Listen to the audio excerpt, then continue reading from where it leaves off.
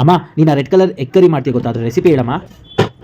ಅದಾ ಮಗನೇ, ತುಂಬ ಈಸಿ ಮಾಡೋದು. ಒಂದು ಬಾಣಲಿ ಇಡು, ಬಾಣಲಿಗೆ 2 ಸ್ಪೂನ್ ಎಣ್ಣೆ ಹಾಕು, ಈರುಳ್ಳಿ ಹಾಕು, ಅದು ಚೆನ್ನಾಗಿ ಗೋಲ್ಡನ್ ಕಲರ್ ಆದಮೇಲೆ ಟೊಮೊಟೊ ಹಾಕು, ಟೊಮೊಟೊ ಹಾಕಿ 1 ಹಿಡಿ ತೆಂಗಿನಕಾಯಿ ಹಾಕು, 1 ಇಂಚು ಶುಂಠಿ, 3 ಸ್ಪೂನು ಖಾರದ ಪುಡಿ, ಮಟನ್ ಸಾಂಬಾರು ಪುಡಿ ಹಾಕಿ ಚೆನ್ನಾಗಿ ಫ್ರೈ ಮಾಡಿಬಿಟ್ಟು ಮಿಕ್ಸಿಗೆ ಹಾಕಿ ಚೆನ್ನಾಗಿ ರುಬ್ಬು, ನುಣ್ಣಗೆ ರುಬ್ಬಿ ಅದನ್ನು ಸೈಡಲ್ಲಿ ಇಟ್ಕೊ.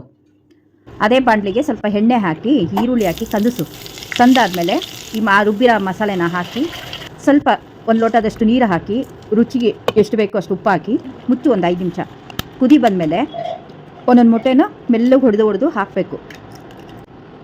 ಹಾಕಿದ್ಮೇಲೆ ಚೆನ್ನಾಗಿ ಕುದಿ ಬಂದಮೇಲೆ ಅದಕ್ಕೊಂಚೂರು ಕೊತ್ತಂಬರಿ ಸೊಪ್ಪು ಹಾಕಿದ್ರೆ ನೀನು ಕೇಳೋ ಮೊಟ್ಟೆ ಸಾಂಬಾರು ರೆಡಿ.